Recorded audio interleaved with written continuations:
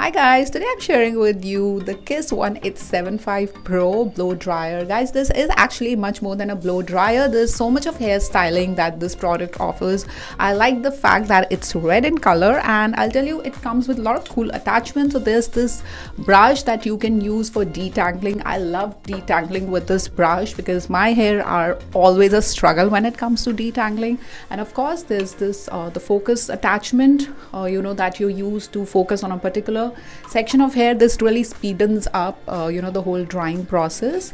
And you have this diffuser. I also like the fact that they give these like cool clips. So guys, gonna use the detangler comb. So this goes like this. Just gonna plug it in the switch. So I'm gonna select the worm, and of course here we have the on off button. So guys, once the basic detangling is done, I like to use this one comes out very easily like this. I'm gonna put this one like this and the button on. And yeah, it's not so heavy, so I would say one can also carry this in your luggage when you're traveling. Alright guys, that's all from my side for today. I'll see you again with yet another useful video. Bye bye.